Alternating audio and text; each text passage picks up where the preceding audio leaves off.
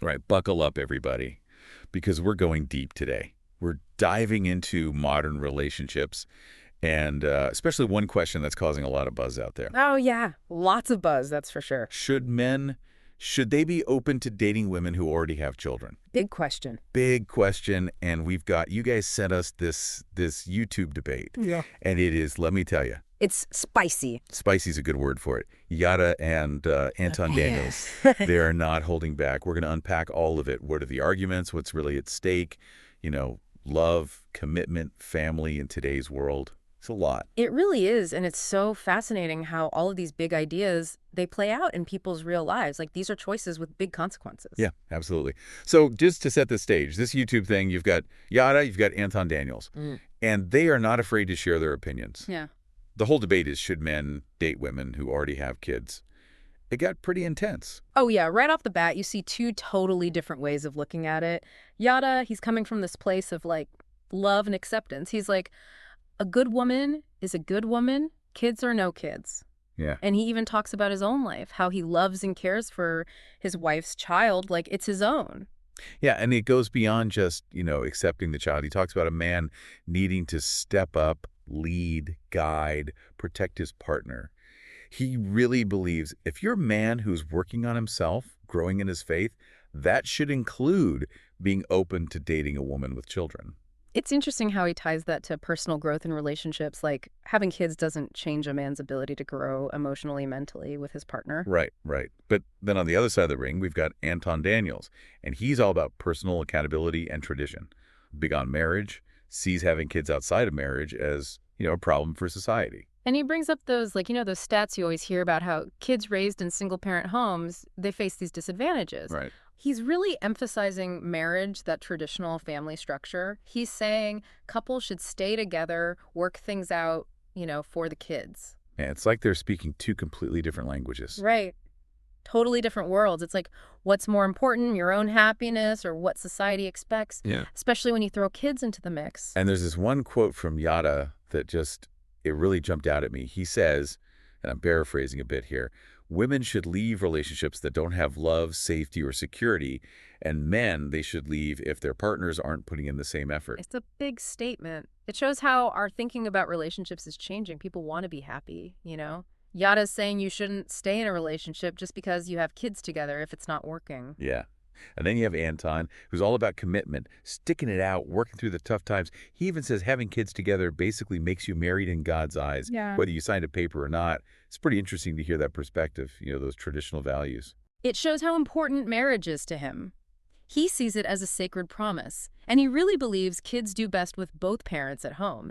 He's worried about divorce, thinks couples should try everything else before calling it quits. So it's like Yada's all about take care of yourself, be happy, and Anton's like, think about responsibility, think about the kids, the family. Exactly. Two valid points of view, but man, are they ever different. And it gets even more, I don't know, complicated, I guess, when Yada brings up the fact that women initiate most divorces.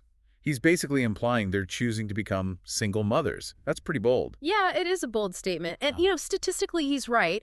But we have to be careful about making generalizations. The reasons people split up are so complicated. Oh, totally. And to be fair, Yada does say that a lot of women are leaving because they don't feel loved or supported, or maybe they're even scared. Like, they're not trying to be single mothers. They're trying to protect themselves and their kids. It's a tough reality, though. He's talking about emotional abuse, even physical abuse that some women experience in relationships.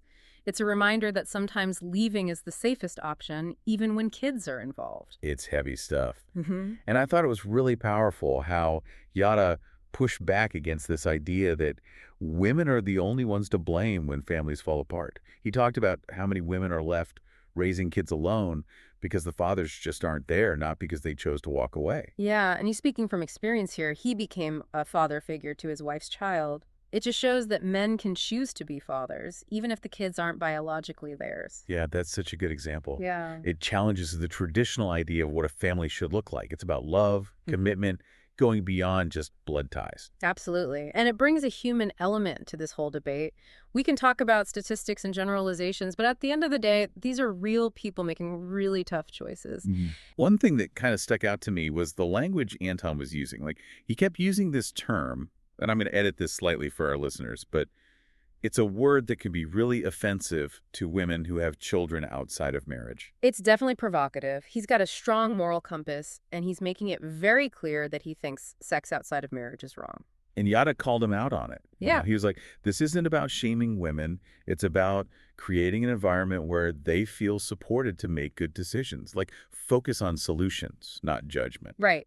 Less moralizing, more understanding. Yeah, exactly. It just highlights this bigger cultural conversation we're having about sex, morality, personal responsibility. Like, Yada and Anton have two very different ideas of right and wrong. For sure. Anton, he's old school, abstinence before marriage. Yada, he's a little more nuanced, recognizes that relationships are complicated these days. And religion is part of it, too. Both of them talked about God and faith, but they interpret those teachings in completely different ways. It's a good example of how religion can shape our values. Yada's focusing on compassion and forgiveness. Anton's more about those traditional rules. It just goes to show there's no single way to interpret faith, right? People have different beliefs, even within the same religion. Definitely. And these are conversations we need to have with respect because people's beliefs are personal. Okay, so another thing that was interesting, they both talk about leadership and protection in relationships. But what that means to each of them, that's where it gets different. So for Yada, leadership is about emotional intelligence, guidance, support.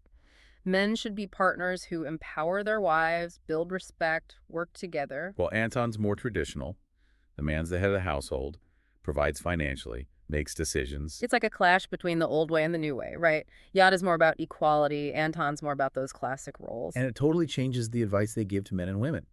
Yada encourages women to leave if they feel unsafe or unappreciated. That's huge, especially compared to what Anton's saying. It definitely challenges that idea of staying together no matter what. He's telling women, you deserve to be in a relationship where you feel safe, respected, valued.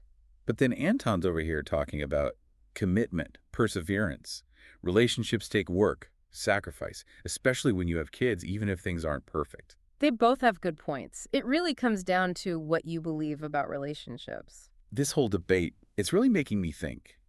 Things get even more intense when Anton starts talking about getting advice from elders, pastors, your community before making big relationship decisions. He really believes you need that outside support, that wisdom to make good choices.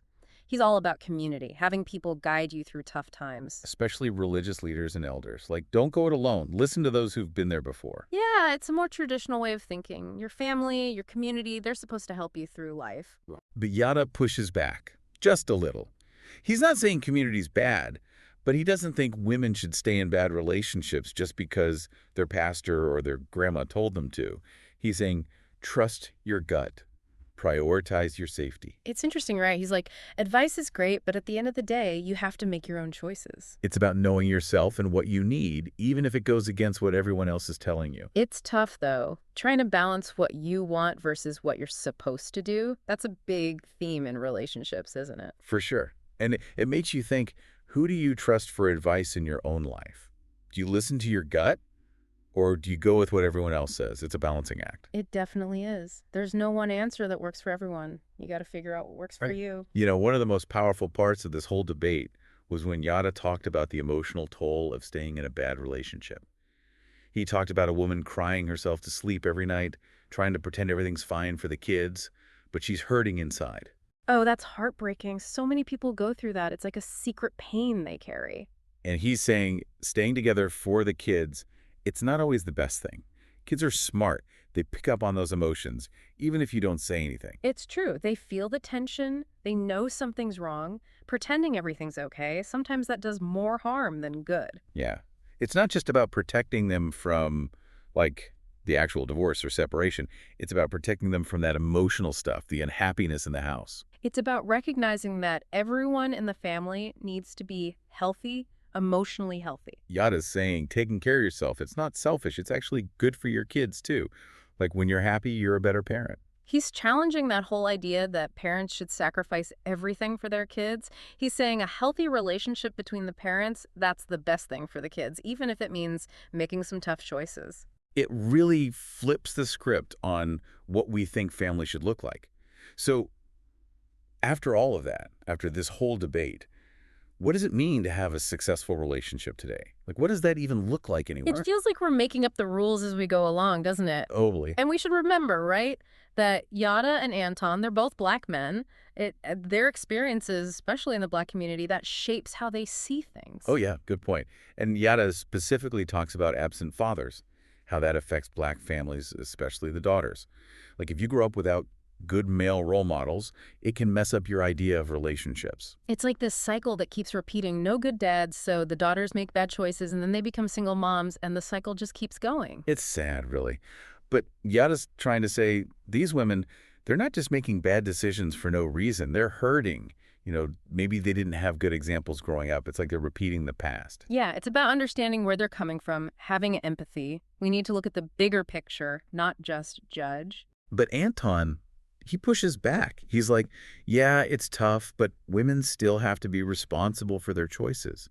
He really believes in personal accountability, putting the kids first, even if it means putting your own feelings aside. It's that traditional view again, right? You got to do the right thing, even if it's hard. Be responsible, even if you're hurting. And things get pretty heated here. Yada accuses Anton of being out of touch, like he's never had to struggle. He's like, you grew up with both your parents. You don't know what it's like. Ooh, yeah, that's calling out privilege right there. Yeah. Yada saying, your background, where you came from, it shapes how you see the world. And Anton, he doesn't back down. He says he gets it. Single moms have it hard, but they should still try to work things out with the fathers, for the He kids. keeps going back to that traditional family, right? Two parents at home, that's the best way. Even if the relationship isn't perfect, it's better for the kids if they stay together. Back and forth they go. It's like they're never going to agree. Sometimes it feels like they're speaking completely different languages. But it's interesting, they both want what's best for the kids, right? They just have different ways of getting there. Yeah, Yada's all about being happy. A happy mom means happy kids. Women should choose what's best for them, even if it means going against the grain. And Anton's like, stick it out, make it work, family first.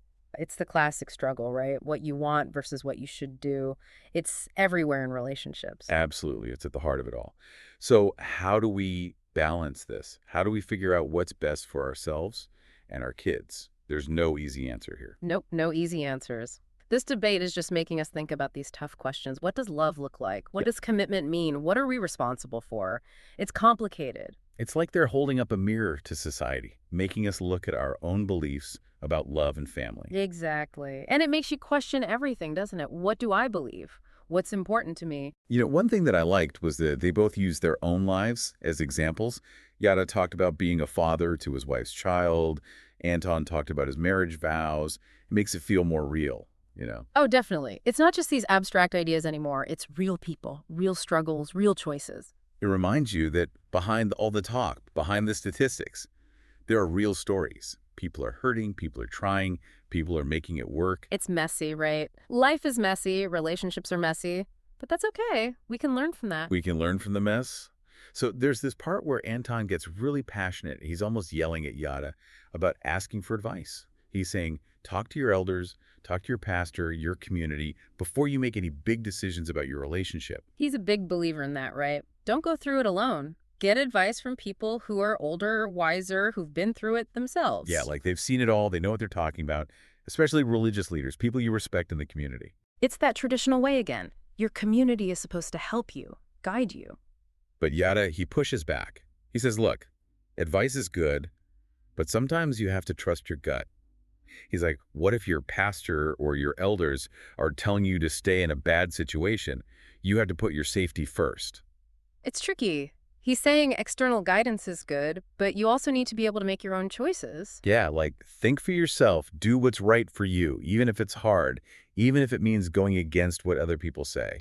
So much of relationships is about that, isn't it? Trying to balance what you want with what everyone else expects. It's about finding your own voice. Exactly. And who do you listen to? Who do you trust?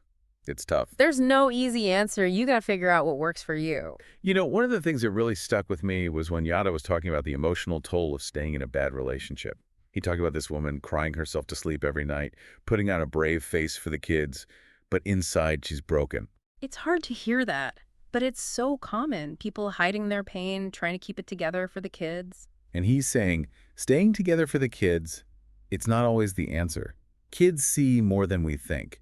They feel that sadness, that tension. They know something's not right, even if you don't talk about it. And sometimes pretending everything's okay, that's worse than just being honest. It's about protecting them, not just from the divorce itself, but from that emotional stuff, that feeling that something's not right in the house. It's about everyone being healthy. The parents, the kids, everyone deserves to be happy. Yada's basically saying, taking care of yourself, it's not selfish. It's the best thing you can do for your kids. When you're happy, you're a better parent. It's a different way of thinking, right? You don't have to sacrifice everything for your kids. A healthy relationship, even if it looks different, that's what matters most. So it really makes you think, what does a successful relationship even look like today? It's like the old playbook got tossed out the window, and we're all just trying to figure out, what works now. What does a good relationship even look like? Totally. I mean, think about it. You've got the classic family, two parents, kids, but then you've got blended families, single parents, people co-parenting, chosen families. Like, it's everything. It's a lot. It's so different from like what our parents and grandparents had. More freedom to choose, but also way more confusing. Right. More options, but harder to know what's the right way. And the thing is, I don't think there is a right way anymore. So then how do we even start to figure this out? Where are the answers? I think the answers they're inside each of us. It's about figuring out what you want, what you really need in a relationship, and then having the guts to go after that, to build something that fits those values. So it's like it's not just about finding the right person. It's about understanding yourself first. Exactly. And that takes time, you know? It's a journey. It's not always easy. You're going to hit some bumps in the road, have those moments where you're like, "What am I doing?" But that's part of it, That's how we grow. You got to get a little messy sometimes to figure things out. Oh, for sure. And that's what both Yada and Anton are saying in their own ways. Like, yeah, relationships take work.